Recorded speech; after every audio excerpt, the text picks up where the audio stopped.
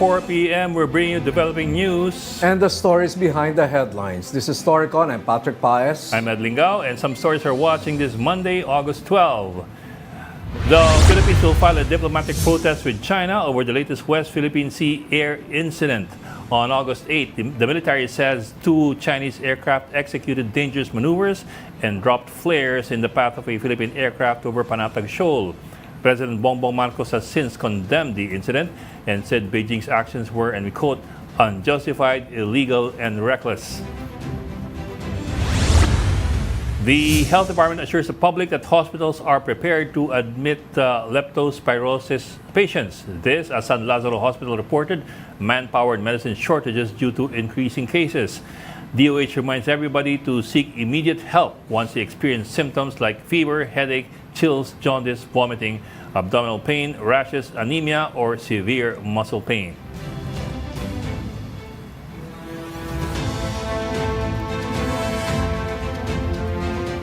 And senators are backing the Philippine National Police's new strategy to combat illegal drugs. PNP earlier said it will target drug sources and supply chains rather than just drug pushers and users. Lawmakers are hopeful that the strategy will effectively reduce drug supply and usage.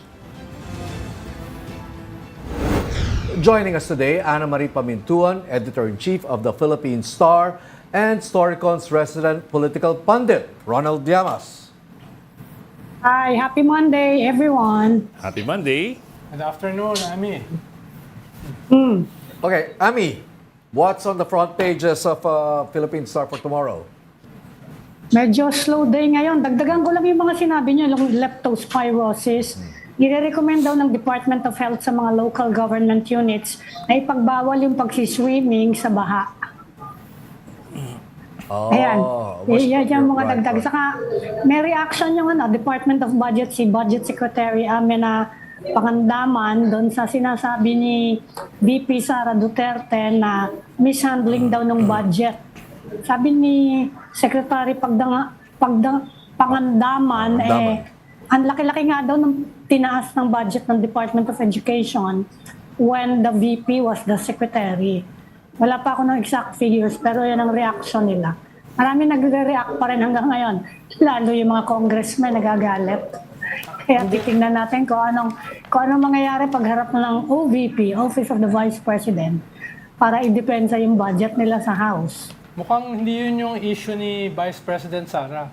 Mukhang ang issue niya pa rin ay yung intelligence at saka confidential fund Yun na nga na nawala sa budget. Hindi niya binanggit yun, ha? Hindi niya binanggit yun, eh. dahil ang gumagawa alam mo naman, Ami, ang gumagawa ng budget proposal, yung department mismo, eh. Diba? Yes, yes. Usually, hindi naman yan nababago substantially. Kung merong nababago dyan, kaunti lang. Yung confidential funds. Nagdagdag sila ng malaki-laki. Yun. I stand corrected sa sinabi ni... 700 plus billion din I stand corrected. By camera la. Nadadagdagan, imbis na nababawasan. Kaya nagulat ako doon sa reklamo. Hindi niya binanggit yung secret funds niya. Hindi rin binanggit ng DBM yung comment kasi hindi binanggit eh. Yes. Pero actually yun lang ang nakikita nating pwedeng maging issue ng OVP sa budget, di ba? Yun lang nawala, 650 million. Saka Ami, nabasa ko yung kapatid call niya mo. nagre-reklamo rin eh. Nagre-reklamo din yung mga kapatid niya, di ba? Si Congressman Paulo Duterte, 500 million lang daw binigay sa 500 million lang. sa distrito. Hindi ang hinihingi yata 2 billion. Hindi ang hinihingi yata 2 billion.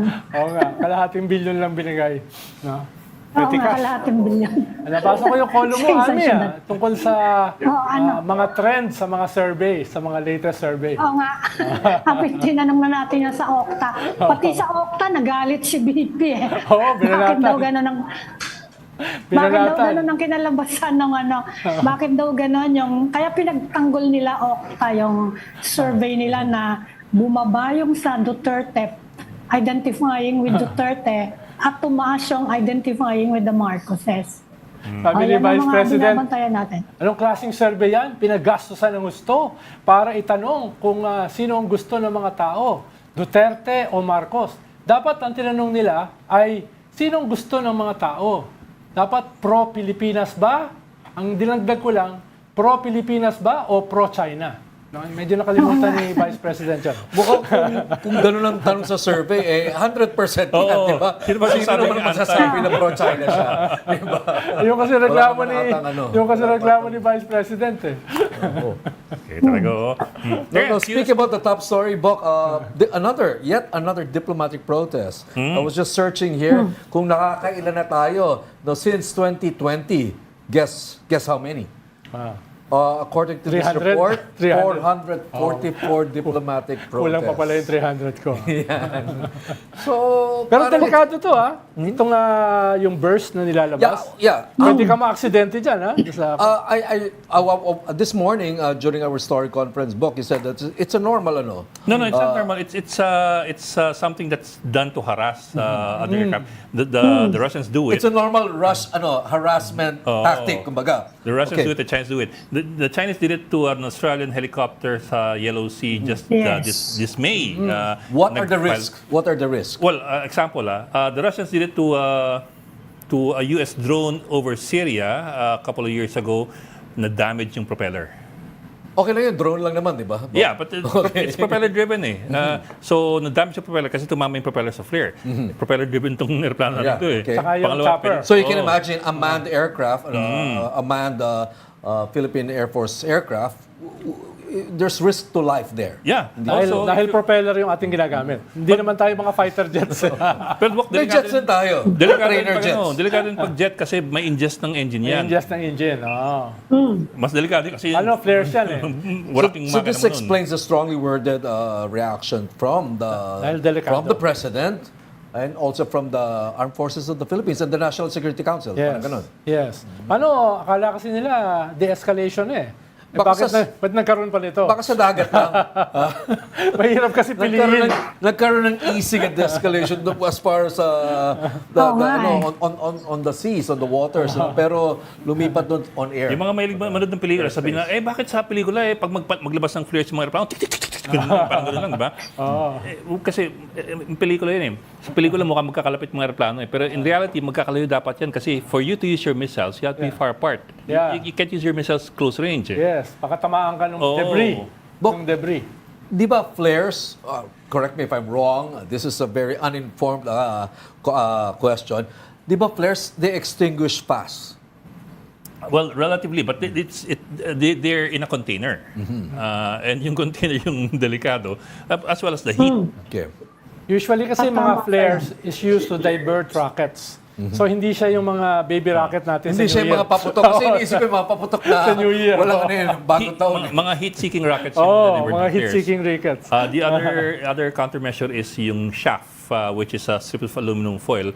The Russians have also used it several times. And there was another aircraft damaged by shaft kasi na-ingest sa makina ng ginawa ng Russians. Marami rin tayong mga flares made in China. Oo. Ano pa ganun? So basically, this is Pero Maganda yung point na maganda yung point na ni-raise nyo. Yung bang agreement natin, di ba nagkaroon tayo ng agreement, both sides naman nag-agree na merong pinag-usapan.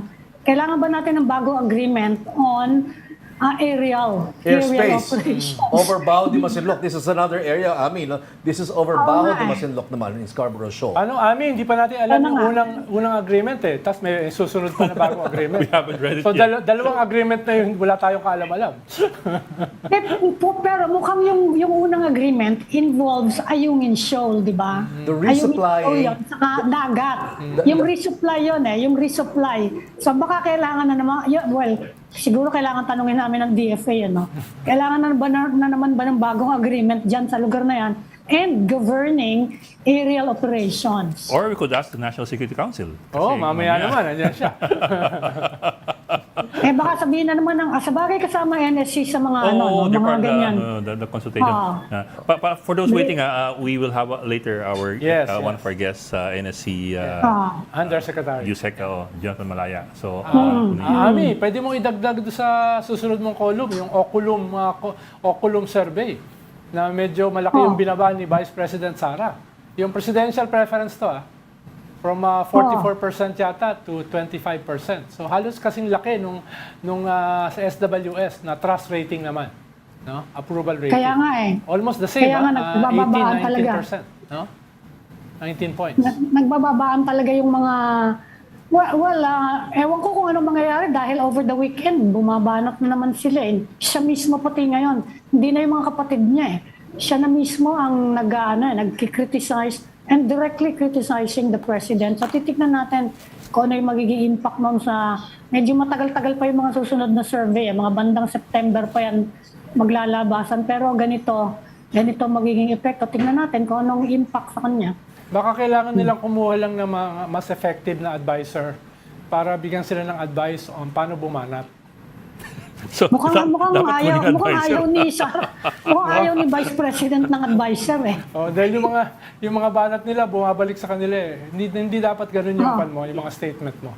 For example, Ronald, for example, For if you example, wanna elaborate on binanatan that. niya yung police to population ratio. Eh, ikaw ang pinakamaraming police na security. So, huwag yun ang gamitin mo. No?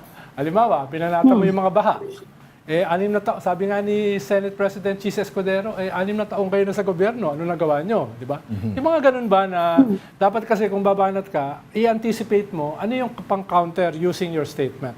So, ang dami nun eh. No, na bawat paragraph eh, may pang bumabalik eh. Kaya nga. And also, if you use the police to population ratio, dapat meron kang data to show na it's worse now than during her father's time. Otherwise, it's very vaguely worded eh. Tama. Diba? Kasi we don't even know. Is it worse now in terms of mas marami ngayon ng population versus police?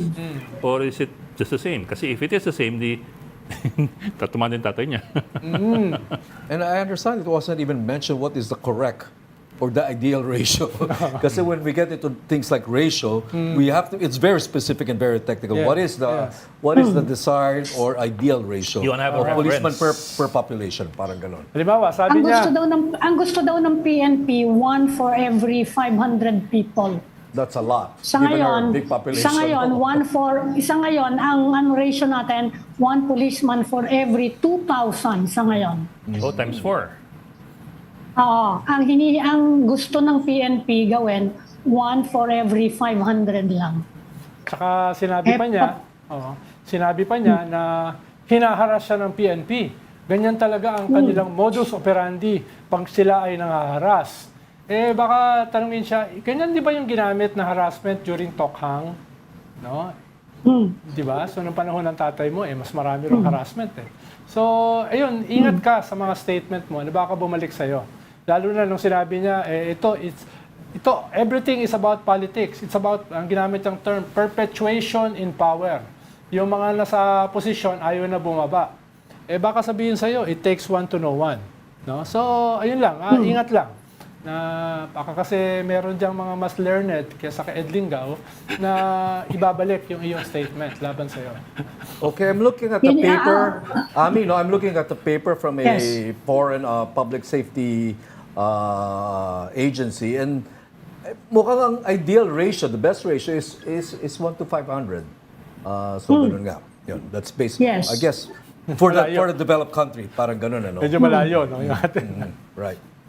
Ang dami kasi natin tao, kaya medyo mahirap. Lalo na, daan-daan, I think more than 1,000 siguro naka-deploy sa mga VIP eh. Ay, sasabihin Kaya ko, marami- ang dami mga escort na. Yes, Ang dami mga police escort. lahat. Official ba yung Pati barangay captain daw, tinanggalan ng pulis. Biro mo yung pati barangay captain. Meron kang police bodyguard.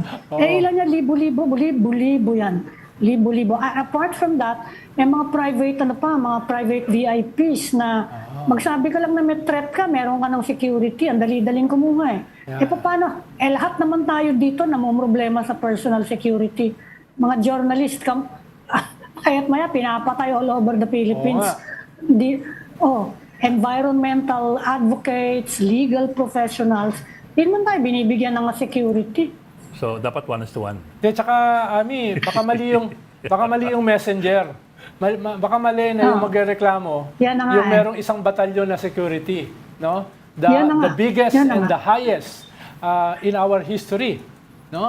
That is 4 to 5 times bigger than her predecessor.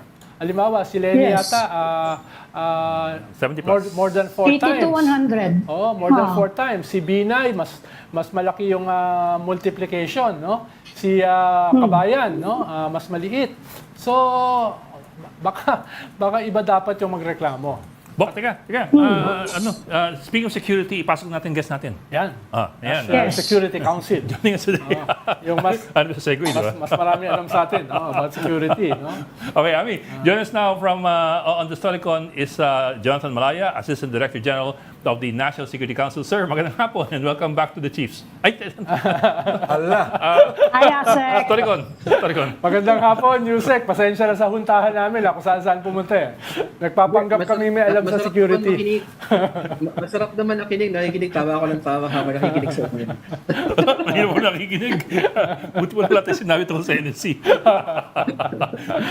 Sir, teka, first things first. Yung nangyari ng I think it was August 8, the Chinese fired off flares in front of one of our propeller-driven airplanes. It's not the first time they've done it, to other countries. Pero what does it, ano implication on? What's the significance? Hindi ba yan kasama doon sa agreement, Yusek? Yun nga yung parang ine-expect ng karamihan sa ating mga kababayan. Nakasama ito dun sa agreement. Hindi po, no? The provisional agreement between the Philippines and the People's Republic of China was only limited to Ayungin Shoal, the resupply mission to Ayungin.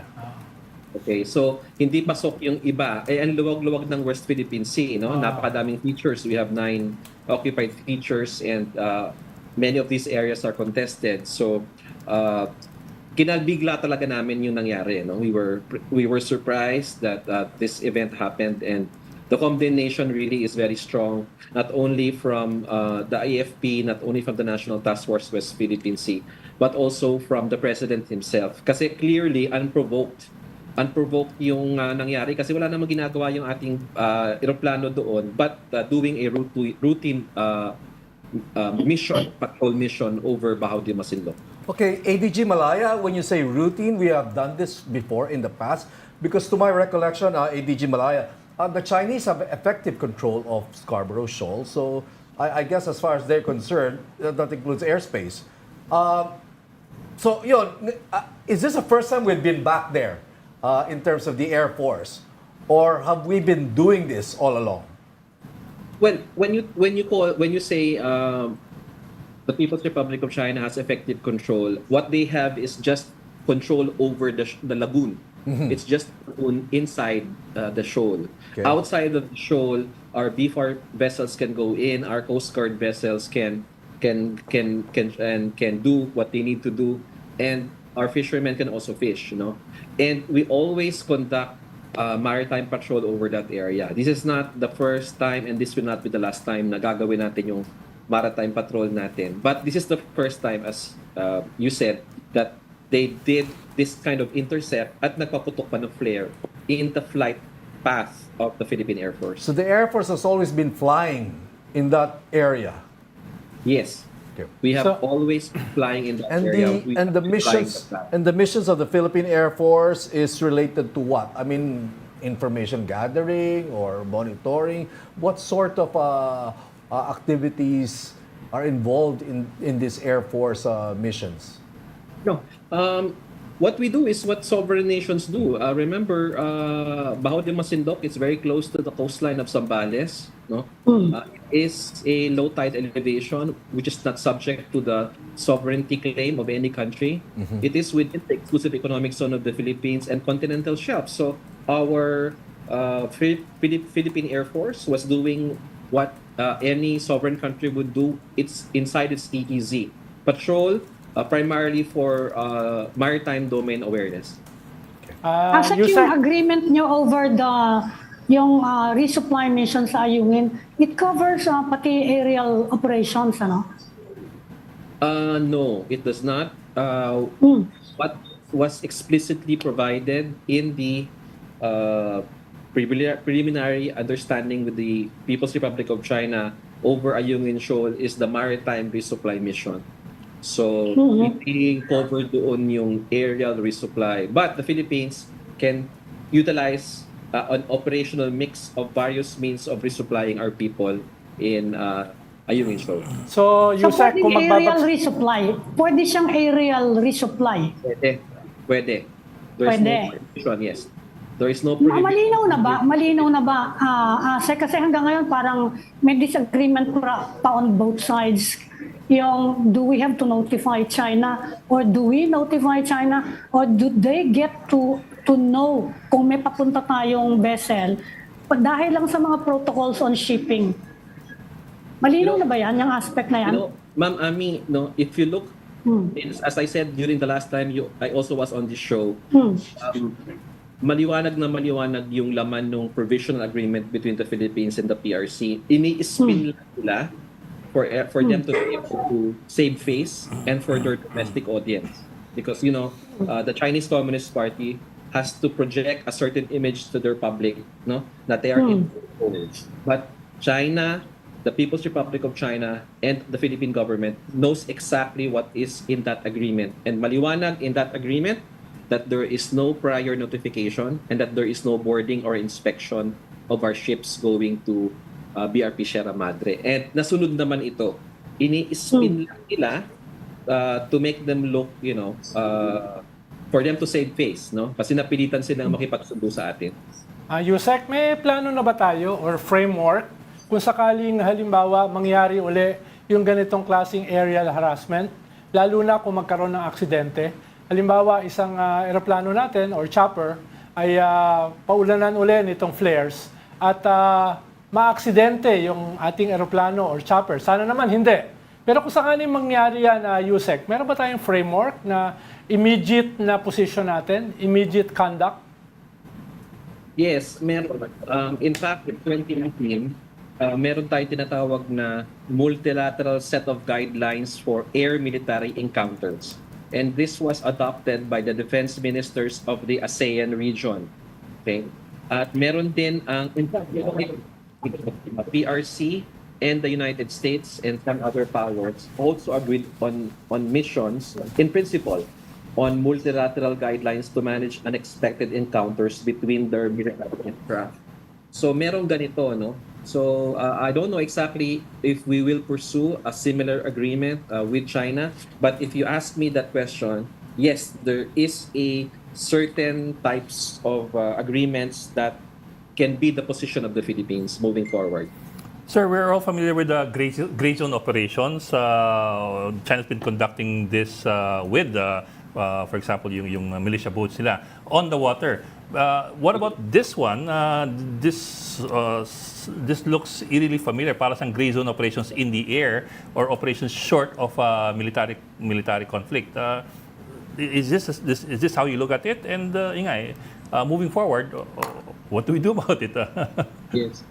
Ed, you are very correct, 100% correct. This is an extension of what is called as gray zone operations, or what the Philippine government calls as ICAD, illegal, coercive, aggressive, and deceptive actions. So, in-expand lang nila, It began in the sea, now they're doing it in the air.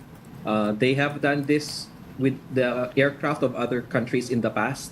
May toolkit na sila eh. They've done this with Indo-PACOM aircraft of the US Air Force, with other countries in the world. Ngayon, ginagawa na rin nila sa atin. So, this can be considered an escalation on the part of the People's Republic of China. Kasi nga, this is the first time that we've had this kind of encounter with them. Yes, sir. But what I mean kasi, sir, is that it's been done by China, as you said, even before. The latest was, I think, with Australian helicopter in May of this year, dun sa Yellow Sea, although it's not South China Sea, pero Yellow Sea. But it's being done by China and, for example, the Soviet Union. Sorry, hindi pala Soviet Union. by Russia. Russia's been doing it in, for example, over Syria. In a couple of years ago, may na-damage na US drone over Syria because nagpakawala ng flares ang isang Russian jet tumama sa propeller ng drone. And so it almost went down. So it's been going on for quite some time by these two countries. Diba? Parang going back to Tito Ronald's question, how do we move forward with protocols on this, and would they even agree to such a protocol? Well, as I said, because this has been happening for a long time, there has been guidelines that have been agreed to by some nations, including the Philippines, tayo naman with ASEAN countries, to So, manage what about China? such events. Yes, sir. To manage such events in the airspace. So this could be considered by our government. This could be in trying to settle future incidents if it so happens in Bahos, the Masinloc, and other parts of the West Philippine Sea. Yes, sir. ADG Malaya, could it be possible that there are operational gaps between diplomats and defense officials of both sides? Or China, for example?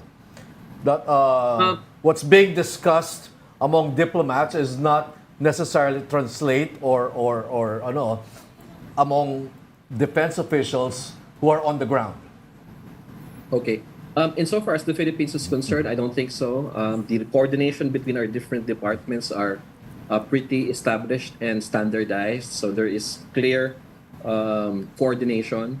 Even the statements released by the Armed Forces, the Office of the President, and the NTF WPS was consulted all around. So we have a common stand. I also think the same is the situation in China because they have one big entity, the Communist Party of China, that rules everything. So essentially, I think there are. I think they want to settle Ayungin, but since the Ayungin agreement was some sort of a setback for them, Okay. they want to put pressure on the Philippines on other fronts. Okay. Yusek, nung August 9 to 12, may pumasok na mga militia, itong U fleet, pumasok sa ating Balintang Channel. No, armed militia, pumasok sa ating Balintang Channel o yung Luzon Strait. Alam na ba natin kung ano objective nila? Ba't sila nandun? I'm not entirely familiar about this, no. I'll have to check with the Philippine Navy or the Armed Forces. Kasi after that, dumaan lang sila and hindi na natin sila nakita within our maritime. Pero matagal din sila, no? Several days. 4 days sila nandun, no? Kaya people are asking, anong ginagawa nila ron? No? Lalo na, alam natin na Yusek, na yung militia nila ay under ng kanilang Coast Guard at saka Navy. At ito ay mga armado. Hindi lang ito yung mga simpleng mga barko. Dahil malalaki rin ito, 55 to 60 meters. Yung haba niya mga yan. Kaya kailangan na natin yung Archipelagic Sea Lanes Bill.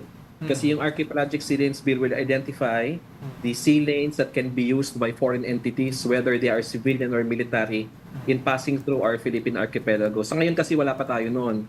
So technically, a ship, whether civilian or military, exercising innocent passage, can pass through anywhere in the Philippines until we have identified our Archipelagic Sea Lanes. So I'm glad that the Senate has been working on this kasi pasado na sa House eh. Yung Senado naman under Senator Tolentino is fast-tracking the passage of this bill. Kasi pag meron na tayong ganito, identify, dito lang kayo dumaan. Pag dumaan sila sa ibang lugar, that becomes a violation of our sovereignty. So, maliwanag na mali yung ginagawa nila. As opposed to the situation right now where they can practically go anywhere in the absence of the Archipelagic Sea Lanes bill. Okay. ADG Malaya, if we Asset, can you move on mentioned to... na you've mentioned na nangyari na nga to, ginawa na ng China yung paggamit ng flares with other countries. Can you tell us kung ano naging response ng ibang bansa apart from, of course, filing diplomatic protests? When, Meron ba sila mga binago sa mga protocols nila, sa mga operations nila? as far as I know, pinonetesta nila, they exposed it to the public. Diplomatic They have protest, their no? own transparency initiative. 440. And then, they tried to work out some sort of agreement with the People's Liberation Army. So far, bumaba naman yung incidents na nakita ko with the US Air Force. I don't know about the other air forces, pero in past couple of years, dati mas marami, ngayon mas kumonte. So tayo, we will be talking with Beijing again kasi meron naman tayong mechanism for talking with them, di ba? I Are am you sure. setting any talks to resolve this? Para hindi na lang maulit to? Meron bang nakaschedule na ganon? Meeting between the Philippines and China? Well, I cannot speak for the DFA kasi they're the lead here. But given that we are going to file a diplomatic protest, I think it will be standard for the DFA to raise this in the next bilateral consultation mechanism. This time to be hosted by the PRC. Sila naman ang mag-upo. We have to wait for them to call for that meeting. Then I'm sure, definitely I'm sure that the Philippine government to the DFA will raise this issue with them. Sir, Okay. before we drop the topic, balikan ko lang yung sinabi niyo kanina may 2019 multilateral guidelines for air encounters. I'm wondering, if, first of all, of course kasama tayo dun but does that include China as well? And have you gone through it and have you seen what it specifies with regard to encounters like these? For example, ano yung bawal at ano hindi, at ano yung recourse ng aggrieved party?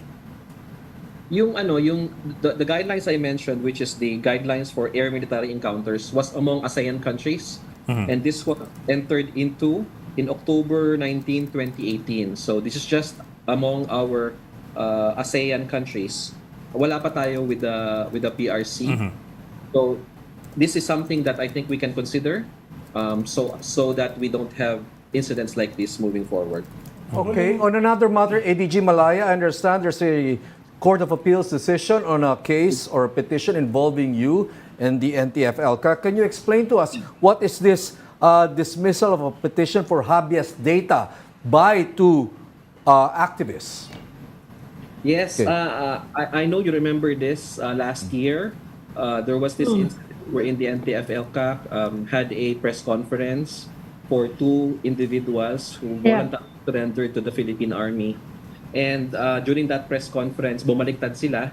They went against their own statements of affidavits which they signed and accused the Philippine Army of abducting them. No. So what happened was, after that incident, the two individuals supported by militant organizations filed a case against the NTF-ELCA, Colonel De La Cruz, and me, and Colonel Buko of the Philippine National Police. And they filed a writ of amparo and a writ of habeas data against all of us, no? NTF-ELCA, me, and several other individuals. And I am pleased to inform you that the Court of Appeals has dismissed both petitions. Both the writ of amparo and the writ of habeas data was dismissed by the Court of Appeals. What would the writ of amparo, let's start with that, what would it have granted these activists, these petitioners? Yeah, because the petitioners were saying that they were red tag, number one. Number two, their life, their liberty, their security, and their privacy were under threat by the state, no? And it was the state that is supposedly responsible for what happened to them. The Court of Appeals held a hearing.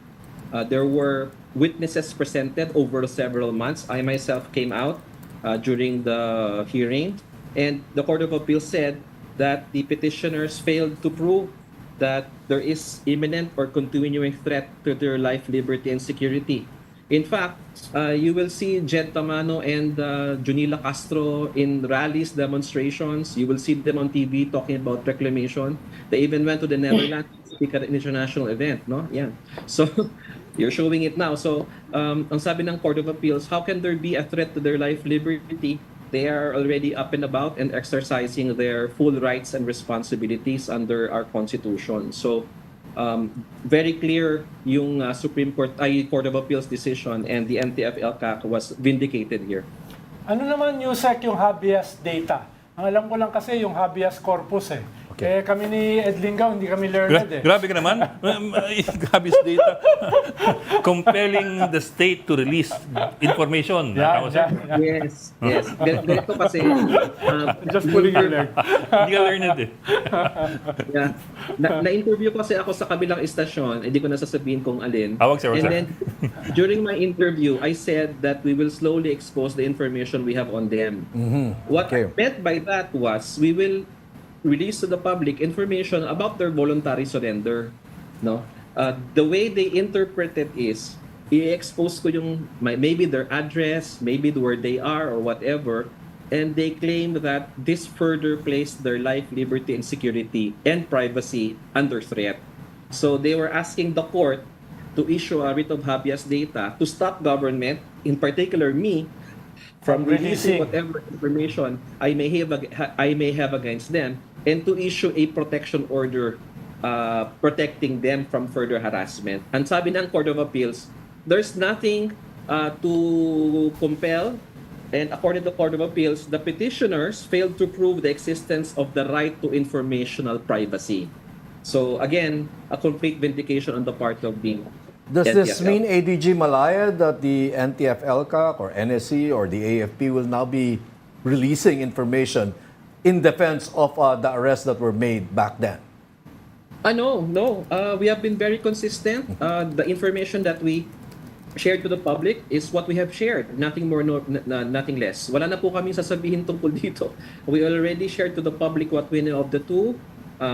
That they are pseudo-activists, they are pseudo-environmentalists, they are not what they pertain themselves to be. Hanggang doon lang. We have no further desire or intent to expose other information about them. Pero ito seryoso, Yusek. Dahil ang dami ng mga tao nakakaalam ng elements ng ating agreement with China. Kailan ba yan ilalabas, yung agreement? Para hindi na kami magkamali ng panghuhula kung ano yung laman ng agreement. Bago tayo gawa ng bagong agreement, yung lumang agreement, ilabas muna. Ganito kasi yung kasunduan dyan.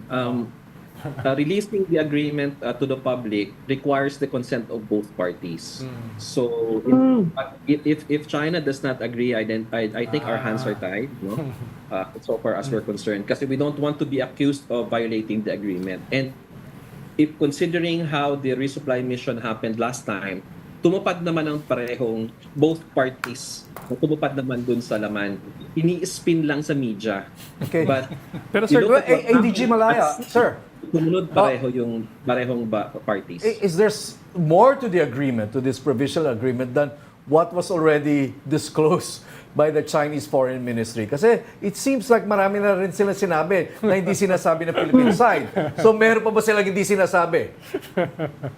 Again, yung sinabi ng Foreign Ministry has to be taken with a grain of salt. Alam mo naman, that's standard CPC propaganda, trying to spin the agreement in their favor. Kasi kung babasahin mo yung statement nila, very carefully worded, they said that these are the principles that China took when we talked with the Philippines. Tapos sa dulo, hindi naman nila sinabi doon na we agreed to it, no? Oh. So they're trying to spin it, they're trying to put a good face into it. Kasi at the end of the day, remember, BRP Sierra Madre is still there. Our troops are still there. The original demand for us to pull out has not been met. In fact, napagbigyan pa tayo na maging maayos yung resupply natin sa Ayungin Shoal. So it's understandable that China would try to spin this in their favor. Pero So sir, this thing that they're saying that the Philippine side has to notify them, that's also not in the agreement. No, I can say that with a straight face. Definitely, there is not that kind. There was no prior notification. No was there boarding or inspection or regulation or supervision that was claimed by China. So, kailangan ihiwalay natin yung optics or the propaganda from the reality on the ground.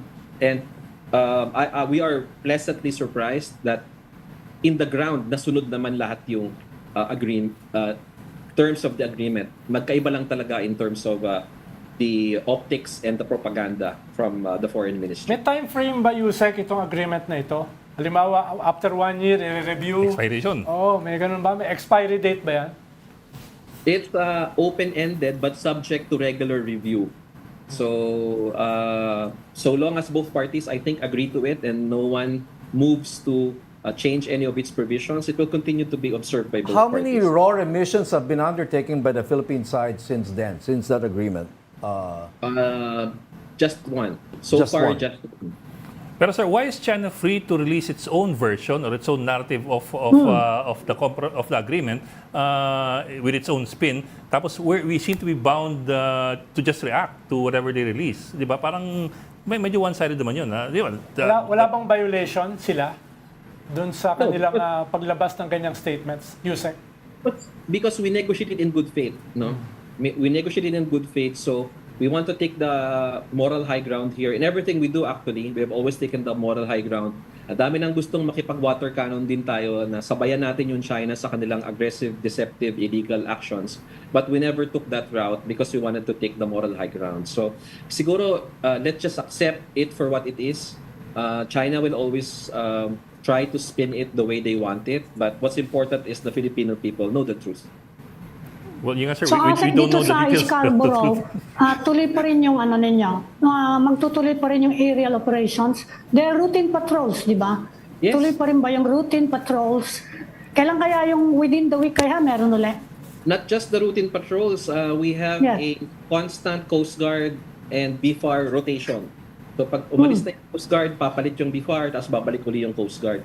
And routine patrols also from the Philippine Air Force. I don't exactly know when the Air Force will conduct its next maritime patrol, but the guidance coming from the National Security Advisor is to keep it constant, just to keep the pace and also to put the additional pressure on China. ADG Malaya, the easing or the de-escalation of tension in the West Philippine Sea. Okay, let's first of all recognize or accept na may premise tayong gano'n, nagde-de-escalate yung tension sa West Philippine Sea. Is it being helped or fostered by seeming de-escalated tensions between the U.S. and China on the larger front? I don't necessarily see the correlation between what's happening in the Philippines and what's happening in the U.S. But I could presume, we could probably say that maybe there's an effect because I know that the United States is also putting the pressure on China. No? They have been talking to the Chinese leaders and telling them that you have to respect the Philippines, you have to respect UNCLOS, you have to respect the arbitral ruling. So maybe all around all of these things, Is China, is the U.S. also, I won't use the word pressure, no? Is the U.S. also advising us to take it easy?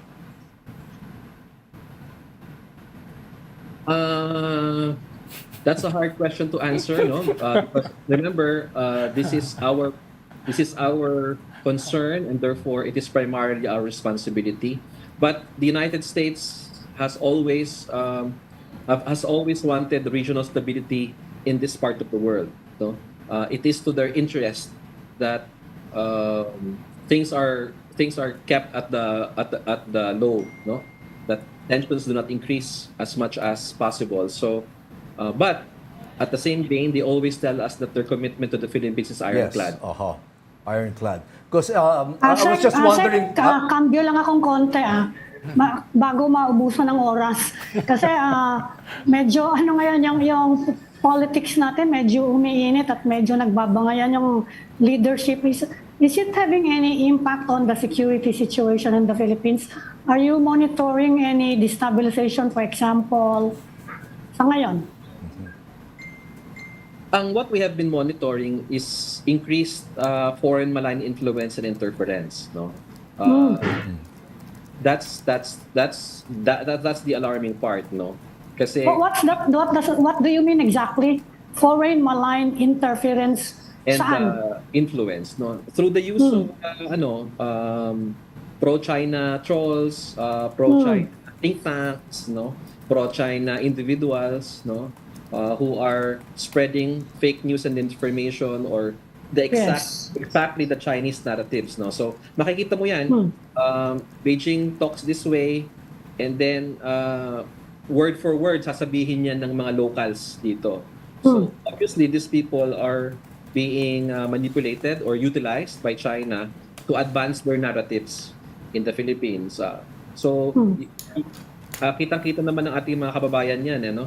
Yan yung minomonitor namin sa NSC because that could potentially be a threat to our Philippine national security. Kasi remember, it's important for the Filipino people to have the right information and to support government in asserting our rights in the West Philippine Sea. Itong mga to, ang ginagawa nila, they're trying to weaken our position and drive a wedge between the public and between the Philippines and the US for their own interests. So this foreign malign interference, do you see it influencing our elections next year, which is very close? Dagdag sa tanong, Yusek ni Patrick, no? Dagdag sa tanong, yung isa ring tanong kanina ni Ami, ay itong mga sinasabi nyo na mga trolls, na mga talking heads, etc. Most of them are linked to a political organization or political party.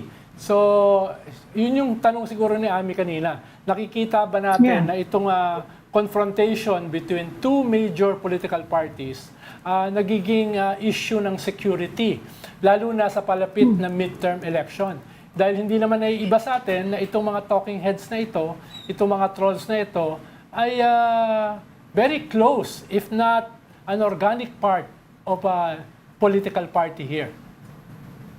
Okay. Siguro, sagutin ko na lang yan by saying that we are concerned about foreign interference in next year's election. So, our concern is on like 3 levels. The first level is possible hacking of our systems for whatever malevolent purpose there may be. Second is the battle for narratives between certain individuals, the fight for our foreign policy, no? And there's another third level which I forget right now. Deepfakes. Okay. Mga deepfakes. You mentioned possible hacking of our systems. I mean, are we talking about voting machines, for example, our automated election system? Yes, the election integrity, and we've raised this already with the COMELEC. We've had several discussions with the COMELEC, and the COMELEC assured us that this is something that they are protecting. But importante rin kasi yung public discourse, no? Because I think it is important for these foreign actors to be able to influence the elections next year, because foreign policy is a big part now of our national life. Okay. So I'm sure that we will see this as the days progress, and I think it's incumbent for the NSC to take a look at it. Yeah. In relation kasi dyan, Yusek, may nabasa akong article sa isang respectable naman na news outlet natin, na merong isang master spy na na-monitor nila, na linking up with our hindi lang mga negosyante, kundi mga politiko. So, I'm almost sure kayo rin ay on top of this. Dahil parang itong master spy na ito ay malawak yung network sa ating bansa, politically. Sino Master Spy and book? X44 ba yan? Parang pelikula to. Kasi parang pelikula, no? Si Tony Pero ba yan? I-specify ko na, lumabas siya sa Rappler. No? Article ni Bea Kupin. Okay. Yeah. Yes, it came out over the weekend. Yeah. No? Pero if this can be the last question, I'll answer, no, because I have to move to another meeting. Okay, yeah. Naalala ko na bigla yung third concern namin sa NSC. Third is the payoffs to politicians. Yan. The payoff to politicians. Yon. So I think in preparation for the elections next year, what we, the public and the NSC, for example, has to take a look at is, number one, the possible hacking or interference in our election systems. Number two, the battle for narratives. To be able to change foreign policy. And number three, of course, is the payoffs or bribes to certain politicians coming from whatever sources. Ayan. Maraming salamat. Bawal yan, di ba? Yung foreign government contributing DJ, hindi mo sinagot yung tungkol sa master spy. Now you've got us, Ronald here's gotten us curious because you're talking about a character, a real one, a master spy. Pang Netflix. We are intrigued. Is there such a person that's being monitored by the NSC? Nasusunod ko lang sasagutin. If I can be excused, I really need to go to my next meeting. Okay. Sige sir, bukas na lang. Maraming salamat. Okay. Ikaw na lang magpaliwanag. Thank you, Mamaya. Thank you sir, maraming salamat. NSC salamat. Assistant Thank you. Director General Jonathan Malaya. Okay, palaliwanag ka na. Kasi malamang ikaw resource ng Rappler Hindi. So when you say master spy, I mean, we're talking about an individual. Yes. How can he be a master spy? Pinangalanan ng Rappler. How He's could been this spy here. can he be if He's been here since 2021. Sabi ng Rappler, for the past 2 years, minamonitor na siya. At siyempre, kasama sa monitoring, may mga kinakausap siya. Is he here on an official capacity or Ang mga spies naman, never on an official capacity. So, pero siya ay katulad nyo, mga journalist. Yun. No? Kaya hindi ko sigurado, baka mayroon din isa rito, no, na master spy. ikaw ba, Ed? But how can you be a master spy and be so well known? Hindi, ngayon lang lumabas eh. Ngayon lang siya nakilala. At malamang, ibabalik na yon. Pababalikin na sa China yon. Okay. Dahil na siya eh. Nabuking. Nasunog na eh. No? Nabuking. Nasunog. Ang tanong, sino ba yung kanyang mga kausap? Sino ba yung mga media na kanyang kausap? Dahil in-specify When you say master spy, this is not a... Yung sinasabi ni Yusek Malaya, may bayad yun. No? Meron kanyan. Hindi to Pinoy, syempre. Hindi siya Pinoy. He's a foreign correspondent. From Beijing. Walang ganyan ng Kasi, bok. may binigit siya kanina ano eh. Basahin nyo na lang yung Babalik Raptor ng Beijing. article. No? Baka bukas, nasa Philippine Star na rin yun. Okay, pinapalis na tayo. We are being evicted already, so. Okay, thank you for joining the Storycon today. Ami Pamintuan, Editor-in-Chief of the Philippine Star, and Ronald Llamas, our resident political pundit. Join us again tomorrow at 4 p.m. for the Storycon. I'm Ed Lingao. I'm Patrick Paez, and we are One News, all sides, all the time. This is the Story Conference Group or the Storycon Group.